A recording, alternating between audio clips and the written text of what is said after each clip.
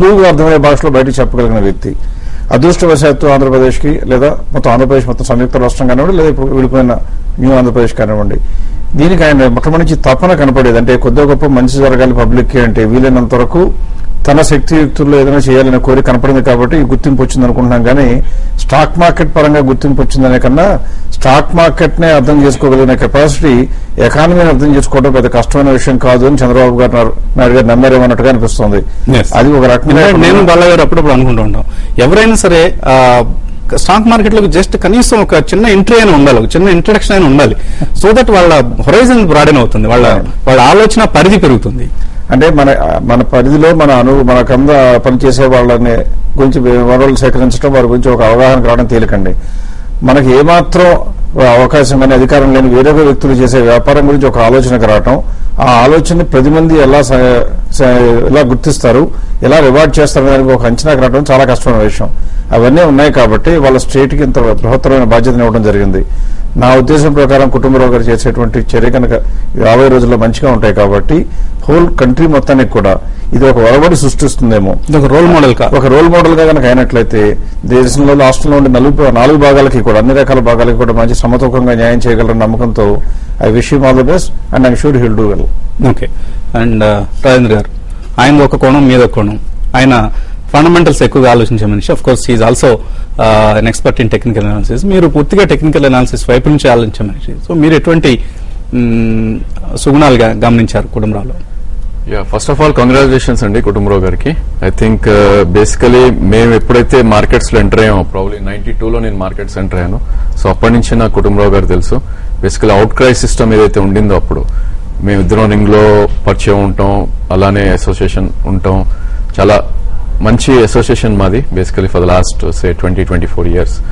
So ఆయన దగ్గర నుంచి నేర్చుకుంది ఏంటి అంటే బేసికలీ పంక్చువాలిటీ ఒకటి, అంటే టైమింగ్ అని కాదు. Basically whenever he talks basically అంత focus exactly. So uh background stock గురించి కానీ any time he talks. So uh fundamentals కానీ he talks, technicals also basically. I think అవన్నీ నాలెడ్జ్ పెట్టుకునే హీ టాక్స్ అనమాట. So is a very tremendous knowledgeable person. So ఆయనకి పదవి రావడం అనేది it's a good thing for all of us basically. I think మా కమ్యూనిటీలోంచి ఒకళ్ళు వచ్చారు, ఐ మీన్ క్యాబినెట్ ర్యాంక్ అంటే చాలా ఆనందంగా ఉంది మాకు. I wish him all the best in the future. ఇదేదో సమాజానికి అసలు ఓ దూరమైన భాగం ఈ స్టాక్ మార్కెట్స్ అనేది, ఆర్ ఈవెన్ కార్పొరేట్ వరల్డ్ అనేది అన్న భావం నుంచి మెయిన్ స్ట్రీమ్ లో ఇది కూడా ఒక భాగం అని గుర్తించిన ముందుగా ముఖ్యమంత్రి గారికి హ్యాట్స్ ఆఫ్ చెప్పాలి. అండ్ కుటుంబ బూమింగ్ టైం ఇది, మార్కెట్స్ చాలా భూమి నడుస్తున్న సమయం ఇది. సో ఈ సమయంలో మీరు మాకు దూరంగా వెళ్ళటం ఏంటి? ఈ ప్రధానమైన బాధ్యత అదేదో తీసుకొని మా మార్కెట్స్ కు దూరంగా ఉండే అవకాశం కనిపిస్తుంది. ఎంతవరకు మీరు మార్కెట్స్ లో ఇన్వాల్వ్ అవుతారు? మా ప్రేక్షకులు ఎంతవరకు మీ సేవలు అందిస్తారు? దూరంగా కాదండి, ఇక దగ్గరగా అవుతున్నా అని చెప్పేసి అనుకుంటున్నాను. ఎందుకంటే ఇప్పుడు కొత్త స్టేట్లోనే అనమాట ద అమౌంట్ ఆఫ్ ఇన్వెస్ట్మెంట్స్ కానీ, ఆపర్చునిటీస్ కానీ, ఎంటర్ప్రెనర్స్ కి ఇవ్వబోయే ఆపర్చునిటీస్ కానీ ఇవన్నీ కూడా హ్యూజ్ ఇన్వెస్ట్మెంట్ ఆపర్చునిటీస్ క్రియేట్ చేస్తాయి ఇటు ఇన్వెస్టర్స్ కూడా అని చెప్పేసి అనుకుంటున్నాను. ఎందుకంటే ఆంధ్రప్రదేశ్లో ఉన్న ఎంటర్ప్రెనర్ స్కిల్స్ అరుదుగా ఉంటాయి అనమాట కంట్రీ మొత్తంలో కూడా. ఎందుకంటే వాళ్ళు మనం చూస్తే ఇన్ఫ్రాస్ట్రక్చర్ రంగంలో ఎక్కడైనా దాదాపు 40% పైన దాదాపు ఏపీ బేస్డ్ ప్లేయర్స్ ఉన్నారనమాట. కాబట్టి ఇప్పుడు ఎట్లయినా ఒక కసితో ఉన్నారు కొత్త రాష్ట్రంలో అనమాట, చాలా మంది ఏదో చేద్దాం అని. కాబట్టి more number of companies float అవుతాయి, మోర్ నెంబర్ ఆఫ్ ఐపీఓస్ కానీ ఇట్లా కొత్తవి అనమాట పబ్లిక్ ఇష్యూస్ వచ్చి కూడా ఆపర్చునిటీస్ క్రియేట్ అవుతాయి. అండ్ డెఫినెట్లీ నేను అనుకోవటం మాత్రం స్టాక్ మార్కెట్ కి దూరంగా ఉన్నానని నేను అనుకోను, ఇంకా దగ్గర అయ్యానని అనుకోను. సో మార్కెట్స్ విశ్లేషణ మా ప్రేక్షకులకి అందిస్తూనే ఉంటారు. అది ఇక మన ప్రోటోకాల్ ని బట్టి చూడాలండి, తెలియదు అది ఇప్పుడు డిసైడ్. సో మీ ప్రోటోకాల్స్ ఏమాత్రం పర్మిట్ చేసినా కూడా ఖచ్చితంగా ప్రేక్షకులతో మీరు సమయం గడిపేందుకు కొంత సమయాన్ని అట్లీస్ట్ కేటాయించండి మీ ఇతర బాధ్యతలు, ప్రధాన బాధ్యతలతో పాటు.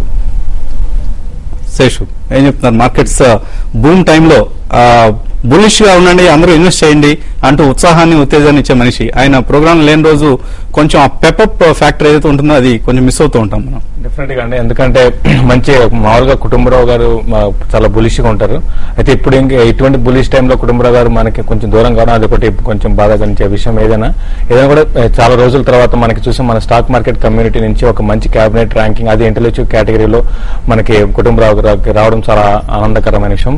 ఇంకోటి ఏంటంటే ఇంకో కుటుంబరావు గారితో హైయెస్ట్ లైవ్ నేనే చేశాను. అంటే అందరు మీ ఇద్దరం రోజు రావడం, మార్నింగ్ రావడం. ఈ రోజు కుటుంబరావు గారు మనకి రేపటి నుంచి ఉండకపోవచ్చు నాకు తెలిసి. కాబట్టి ఎందుకంటే అనుకుంటున్నారు మీరు?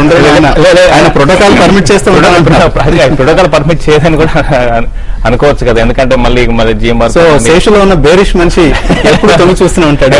బేరిష్ కాదండి, ఏదైనా కూడా అంటే అతనికి ఆయన మనందరం బై అంటున్న టైంలో ఆయన సెల్ అంటూ ఉంటాడు. కాబట్టి అది కూడా ఇక్కడ కూడా ఆయన పద్ధతికి ఏమాత్రం భిన్నంగా లేడు. సో మొత్తం మీద మన ఫ్యామిలీ మెంబర్ లాంటి మనిషి స్టాక్ మార్కెట్స్ నుంచి ఒక పదోన్నతి పొంది ఆల్మోస్ట్ క్యాబినెట్ ర్యాంక్ పదవికి వెళ్తూ, అండ్ చాలా కీలకమైన బాధ్యత ఇది. ప్లానింగ్ బోర్డ్ డిప్యూటీ చైర్మన్ అనేది చాలా కీలకమైన బాధ్యత. వివిధ రంగాలకు ఆయన నిధులు మరింత సమర్థవంతంగా డిస్ట్రిబ్యూట్ చేయించి ఆంధ్రప్రదేశ్ రాష్ట్ర పురోభివృద్ధికి ఆయన కృషి చేస్తారని ఆశిస్తున్నాం.